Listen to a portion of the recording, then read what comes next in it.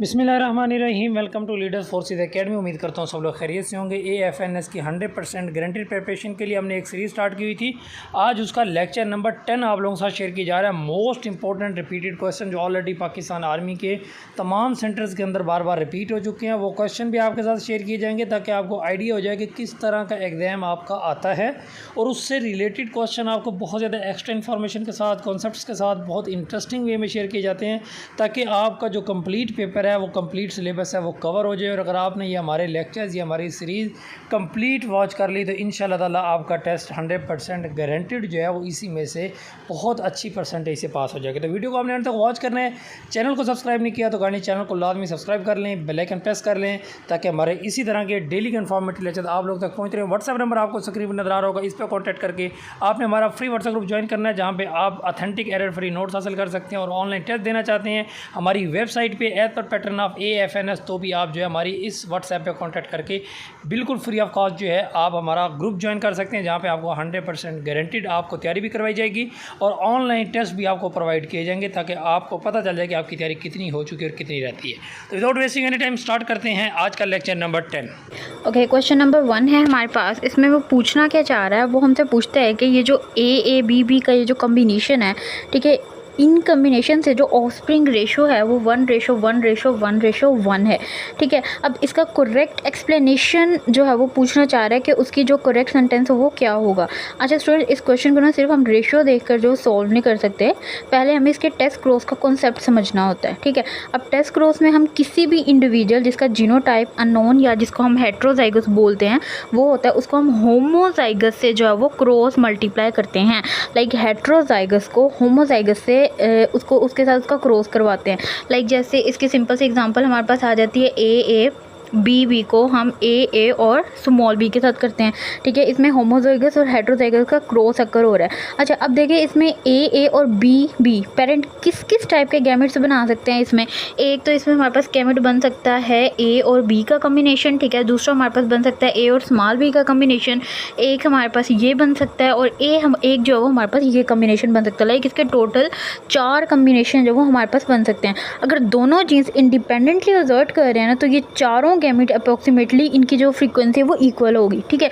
अब मोस्टली इसमें क्या होता है, इसकी फ्रिक्वेंसी जो वो ऑलमोस्ट 25% होती है, जो सब में सेम होती है, इन चारों की जो वो इक्वल होती है, ठीक है। अब हमारे पास कम्बिनेशन अगर देखें, ठीक है, अब हम मेन कम्बिनेशन जो आता है उसको हम देख लेते हैं। वो कम्बिनेशन हमारे पास किस तरह होता है, AB का क्रॉस होता है स्मॉल ab के साथ, ठीक है। देन हमारे पास A और B आ जाता है, ठीक है। इस तरह सेकंड कम्बिनेशन हमारे पास आता है A और स्मॉल b। थर्ड वन हमारे पास जो कम्बिनेशन आता है वो हमारे पास आ जाता है A capital B and small b।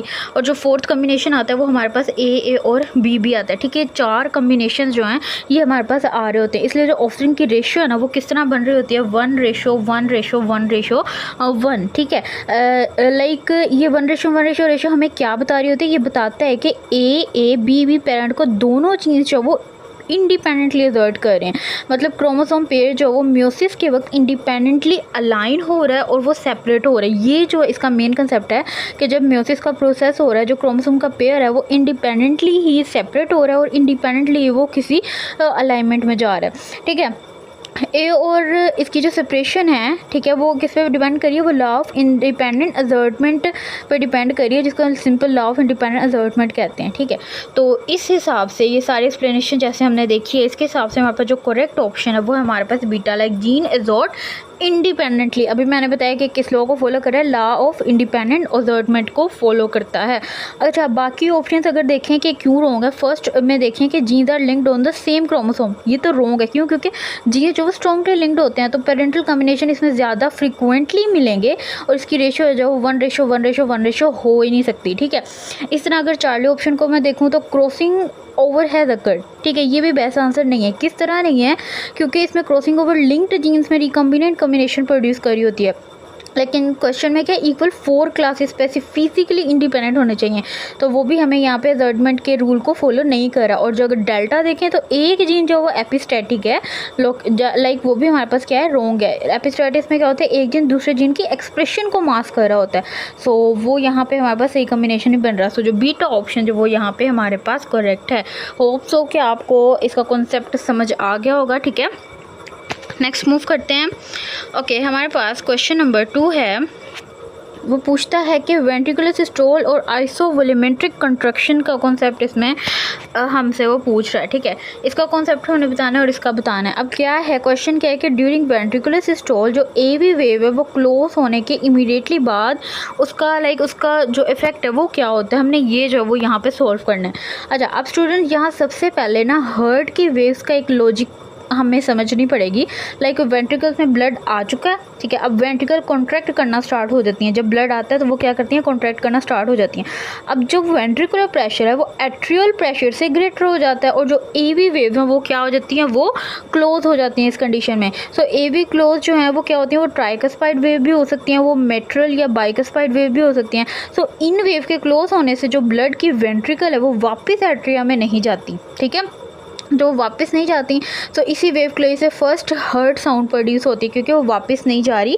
That's why यहाँ पे फर्स्ट हर्ट साउंड प्रोड्यूस होती है, जिसको हम S1 कहते हैं या जिसको हम लब साउंड जो है वो कहते हैं, वो यहाँ पे प्रोड्यूस होती है। ठीक है, अब इसका इंटरेस्टिंग पार्ट क्या है कि एवी वेव क्लोज हो गई है लेकिन सिमिलर वेव भी अभी क्लोज हैं। ठीक है, तो सेमिलर वेव्स कौन कौन सी आती हैं, उसमें पल्मोनरी वेव आ सकती है, उसमें इयोटिक वेव आ जाती है।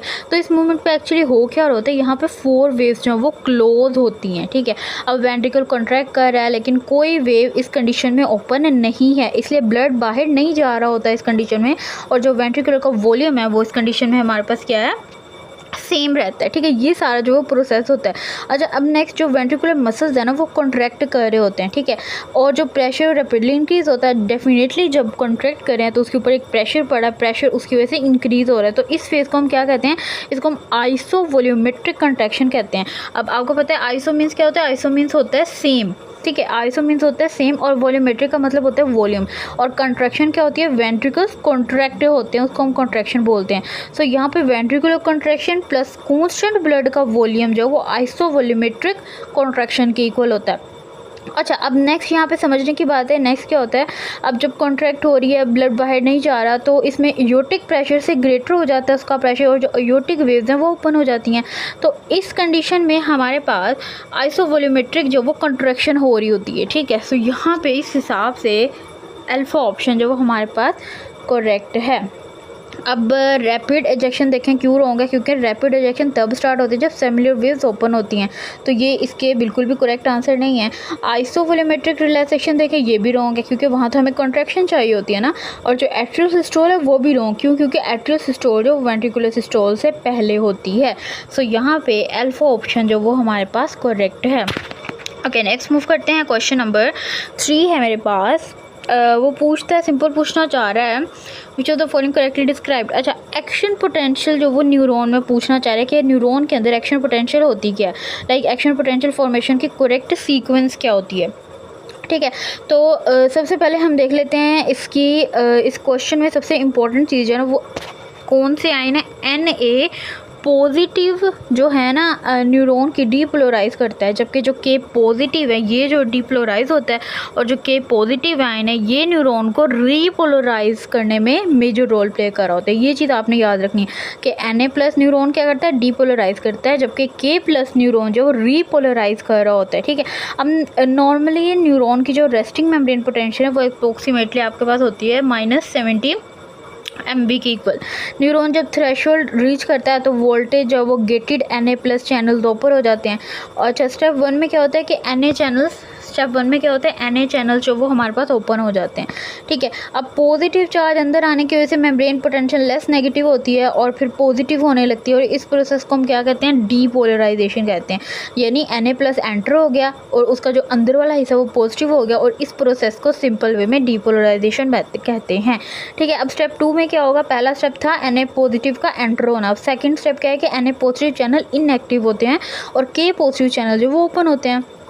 ठीक है, और इस प्रोसेस को हम क्या कहते हैं, सिंपल रीपोलराइजेशन। अब थर्ड पे क्या होता है, इधर हाइपर पोलराइजेशन होती है। हाइपर पोलराइजेशन मतलब K+ चैनल इंस्टेंटली बंद हो जाते हैं। सबसे पहले Na पॉजिटिव आए, ठीक है, फिर K पॉजिटिव आए, अब जो वो बंद हो गए, तो हाइपर पोलराइजेशन का प्रोसेस आ गया। अब फिर मेम्ब्रेन ग्रेजुअली रेस्टिंग पोटेंशियल के करीब रिटर्न हो जाता है। अब यहाँ पे हमारे पास जो हमने सीक्वेंस देखी उसके अकॉर्डिंग बीटा ऑप्शन जो वो मेरे पास करेक्ट है। क्यों, ओपनिंग ऑफ वोल्टेज गेट सबसे पहले, जिसको हम डिपोलराइजेशन कहते हैं, फिर ओपनिंग वोल्टेज गेट के प्लस, जिसको हम रीपोलराइजेशन कहते हैं। ठीक है, इसका हमने कॉन्सेप्ट भी देख लिया। होप सो कि आपको समझ आ गया होगा। नेक्स्ट मूव करते हैं, नेक्स्ट क्वेश्चन की तरफ मूव करते हैं। लेकिन इससे पहले अगर आपने चैनल को सब्सक्राइब नहीं किया, चैनल को सब्सक्राइब कर लें, बेल आइकन को प्रेस कर दें, ताकि इस तरह के जो इन्फॉर्मेटिव लेक्चर्स हैं डेली आपके तक पहुंचते रहें। ठीक है, व्हाट्सअप का नंबर हमारे पास शो हो रहा है यहाँ पे, इस पर आप कॉन्टैक्ट करके हमारा व्हाट्सअप चैनल ज्वाइन कर सकते हैं, जहाँ पर आपको आपके सेंटर के हिसाब से 100% फ्री प्रिपरेशन करवाई जाती है, PDF प्रोवाइड की जाते हैं, नोट्स प्रोवाइड किए जाते हैं। ओके, क्वेश्चन है हमारे पास, क्वेश्चन नंबर 4 है oxygen haemoglobin dissociation curve, like right shift के बारे में वो पूछा है। ऑक्सीजन हेमोग्लोबिन डिसोसिएटिव जो शिफ्ट है ये हमारे पास होती क्या है, ग्राफ जो बताता है कि HbO2 लाइक ऑक्सी हेमोग्लोबिन की सेचुरेशन या PO2 पार्शियल प्रेशर ऑक्सीजन के साथ कैसे चेंज होती है, ये सिंपल वो बता रहा होता है। अब यहाँ पर राइट शिफ्ट का क्या मतलब है, राइट शिफ्ट का मतलब है कि जो Hb की एफिनिटी है ऑक्सीजन थी वो डिक्रीज़ होती है, और जो O2 रिलीज़ हो रहा है तो उसकी अमाउंट इंक्रीज़ होती है। इस तरह जो लेफ्ट शिफ्ट है उसका मतलब होता है कि Hb की एफिनिटी इंक्रीज़ हो रही है और O2 की रिलीज़ जो वो डिक्रीज़ हो रही है। ठीक है, सो यहाँ पे हमारे पास जो करेक्ट ऑप्शन बनता है वो हमारे पास बीटा बनता है। किस तरह बनता है, क्योंकि 2,3-BPG लाइक मोलिक्यूल जो है रेड ब्लड सेल में वो डिक्रीज़ होता है, उसका Hb का लेवल लाइक Hb की एफिनिटी डिक्रीज़ होती है, और वो एनारोबिक मेटाबॉलिज्म को प्रोड्यूस करते हैं, लाइक एक्सरसाइज के दौरान, हाई ऑल्टीट्यूड के दरमियान। लाइक इसकी रियल लाइफ अगर एग्जांपल देखें तो जब हाई ऑल्टीट्यूड होता है, ठीक है, वहाँ पे 2,3-BPG का लेवल इंक्रीज़ होता है, O2 रिलीज़ होती है, और ईजिली जो वो हमारे टिश्यूज़ जो वर्क कर सकते हैं। तो यहाँ पे सिंपल ट्रिक है रिमेंबर करने की कि जो राइट शिफ्ट है उसमें क्या होती है, ऑक्सीजन ज़्यादा होती है, लाइक उसमें 2,3-BPG कार्बन डाइऑक्साइड, और H+ और जो हीट है वो हमारे पास क्या होती है, ज़्यादा होती है। सो दैट्स वाई यहाँ पे बीटा ऑप्शन हमारे पास करेक्ट है। नेक्स्ट मूव करते हैं क्वेश्चन नंबर 5 की तरफ।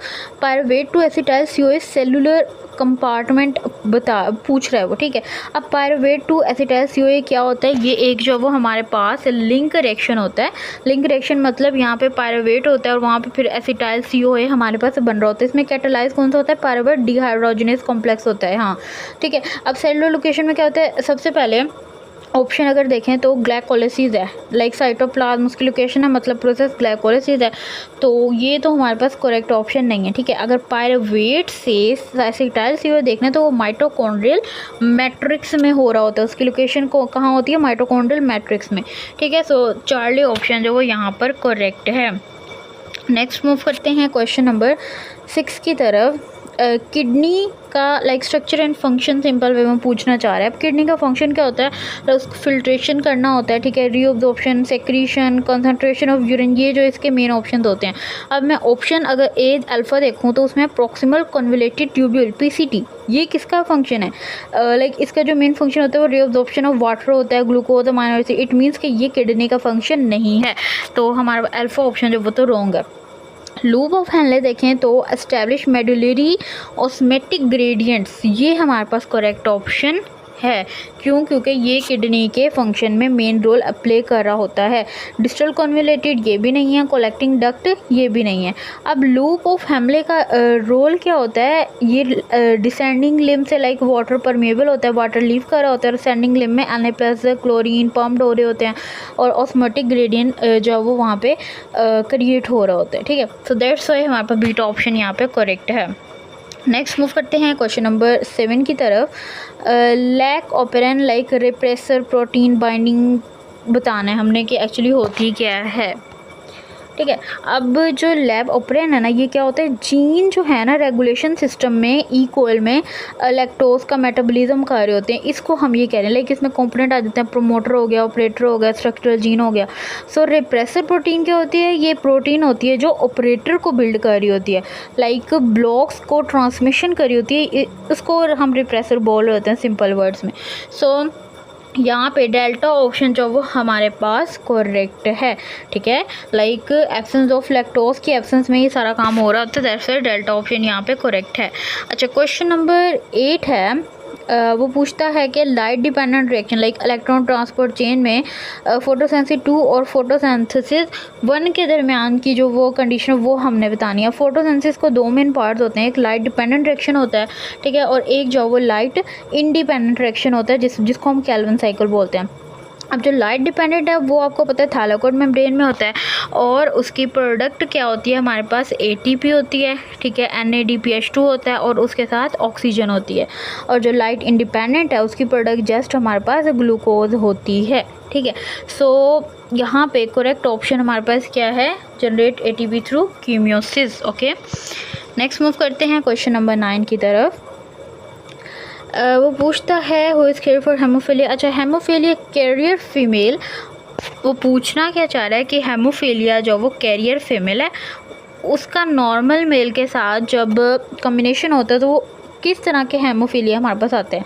हेमोफीलिया होता है कि हेमोफीलिया जो वो एक्स लिंक्ड रिसेसिव डिसऑर्डर होता है, लाइक ब्लड क्लॉटिंग फैक्टर उसमें डेफिशिएंट होते हैं। फैक्टर कौन कौन से होते हैं, उसमें 8 वाला फैक्टर होता है और उसमें IX वाला फैक्टर होता है। अब ये इफेक्ट किसको ज़्यादा कर रहा होता है, ये मेल्स को ज़्यादा अफेक्ट कर रहा होता है, ठीक है। Since they have only 1 X chromosome, तो यहाँ पे जीनोटाइप के हिसाब से अगर देखें तो इस क्रॉस के हिसाब से हमारे पास 50% जो वो दोनों में चेंजेस आते हैं। तो चार्ली ऑप्शन जो वो यहाँ पर करेक्ट है। ओके, नेक्स्ट मूव करते हैं क्वेश्चन नंबर 10 की तरफ।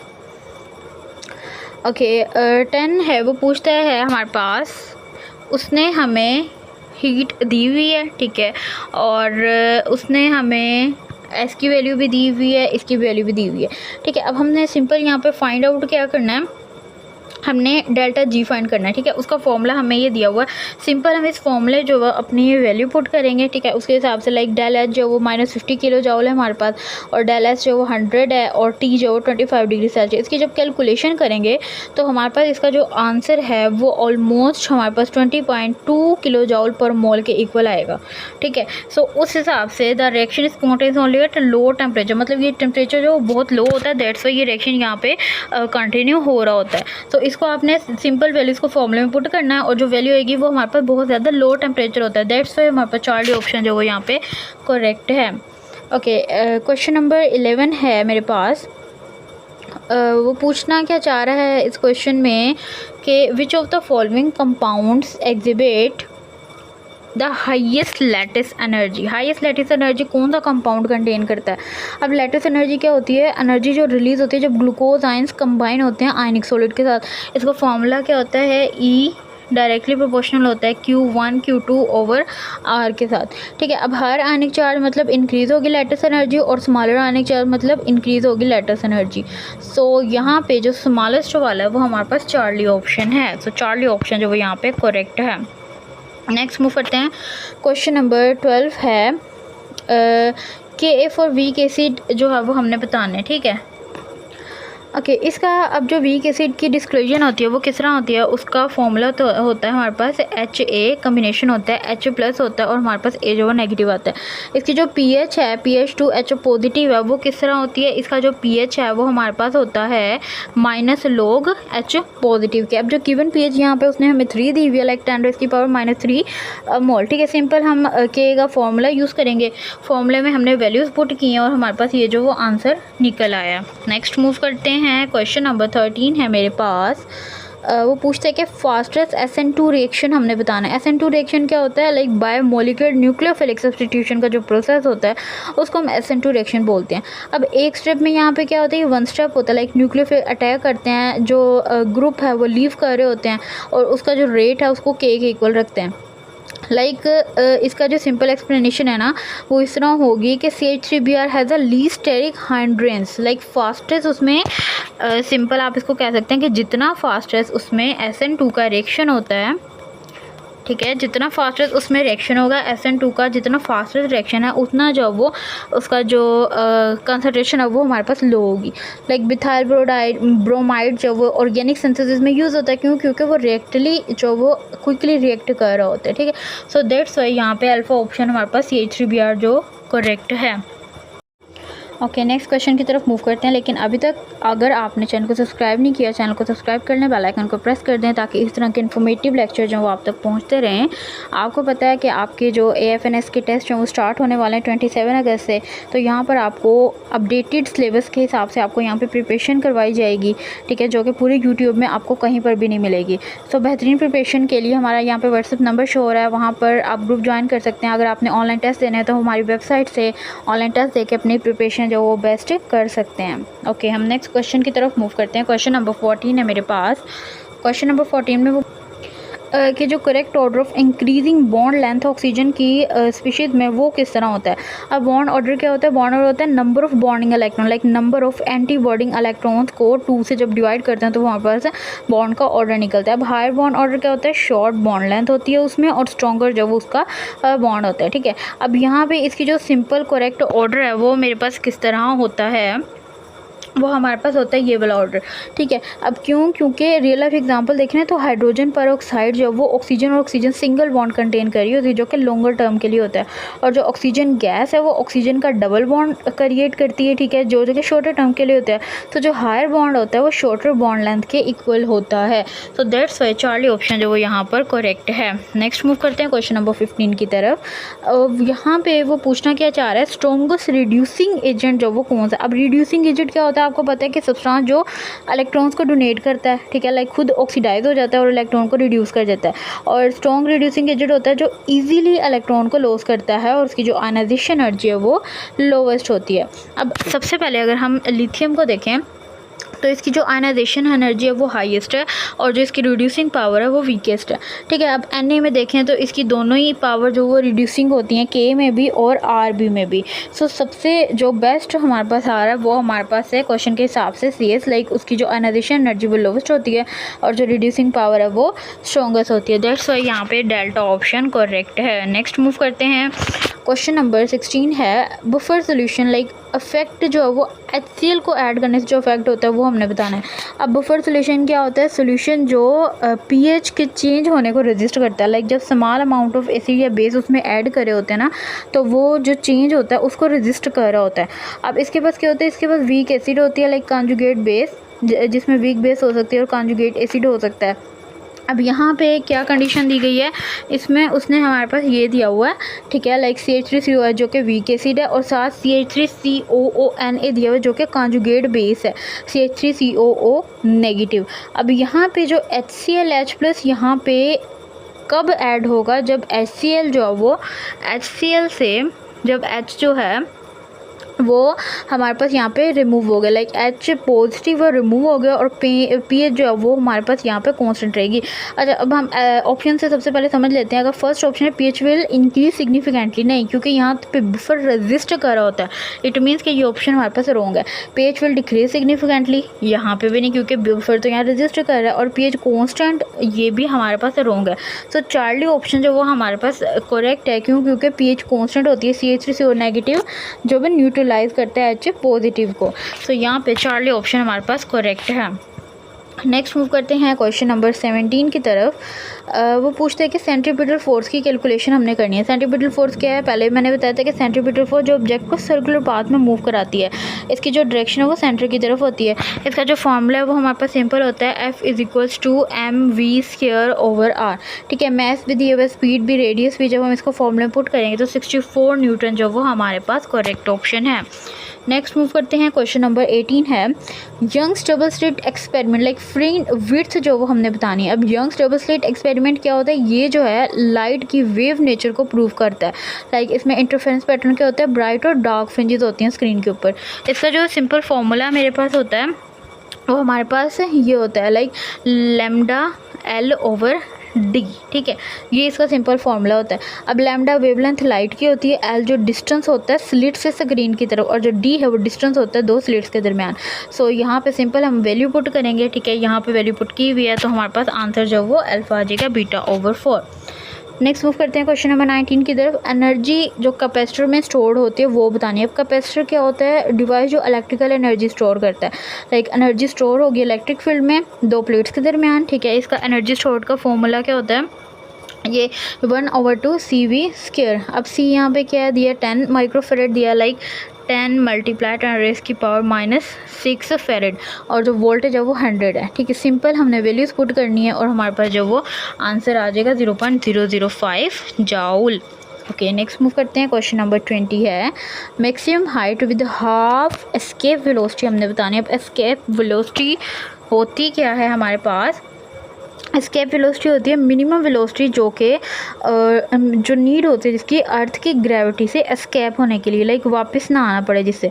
तो इसका जो सिंपल सा फॉर्मूला होता है वो हमारे पास होता है, हमारे पास का जो फॉर्मूला होता है वो हमारे पास होता है 2gm/r, ठीक है। ये जो है इसका सिंपल फार्मूला होता है। अब इसमें जब हम गिवन डाटा हमें क्या दो, इसने हमें v/ve/2 दिया हुआ है, ठीक है। तो इसको जब हम कंजर्वेशन ऑफ एनर्जी की फॉर्म में सॉल्व करेंगे, ठीक है, सबसे पहले 1/2mv² gm/r आ जाएगा, ठीक है। ये जो है r+h हमारे पास मूव कर जाएगा क्योंकि हाइट के साथ हम इसको रिलेट कर रहे हैं। तो यहाँ पे हमारे पास जो हाइट है वो r/3 आ जाएगी उसका ट्रिपलेट होके।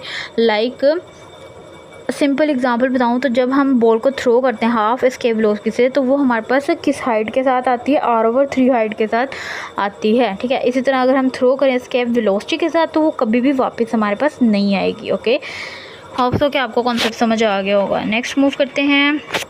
क्वेश्चन नंबर 21 है कि सेटअप ट्रांसफार्मर की आउटपुट करंट क्या होगी। अब ट्रांसफार्मर क्या होता है, सबको पता है कि डिवाइस जो वोल्टेज को चेंज करती है एसी में, ठीक है। अब सेटअप क्या मतलब, उसमें सेटअप में क्या होता है, वोल्टेज जो वो इंक्रीज़ होती है और जो करंट जो वो डिक्रीज़ होता है, ठीक है।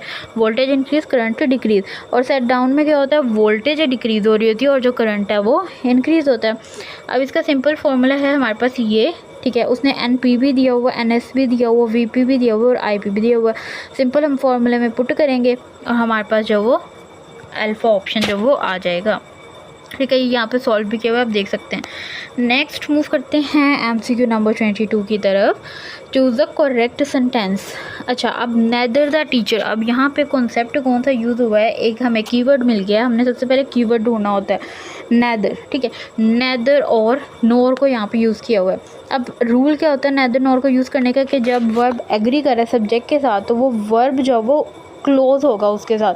अब सेंटेंस की अगर एनालिसिस करें, neither the teacher nor the students were present. अब स्टूडेंट जो है यहाँ पे प्लूरल है तो यहाँ पे हमारे पास वर यूज़ होना चाहिए था, वॉज नहीं होना चाहिए था, ठीक है। सेकंड वाले में देखें तो बिल्कुल ठीक है, प्लूरल भी है, वर भी है। बाकी भी देख लेते हैं, इधर इज़ है, इधर हैज़ है, ठीक है। सो सिर्फ हमारे पास कौन सा ऑप्शन करेक्ट है, यहाँ पे बीटा ऑप्शन करेक्ट है। नेक्स्ट मूव करते हैं MCQ नंबर 23 की। Identify the grammatically incorrect part. अब हमने इनकरेक्ट पार्ट बताना है। अब सबसे पहले मैंने क्या बताया था कि आपको यहाँ पे कीवर्ड ढूंढना होता है इस तरह के सेंटेंस में।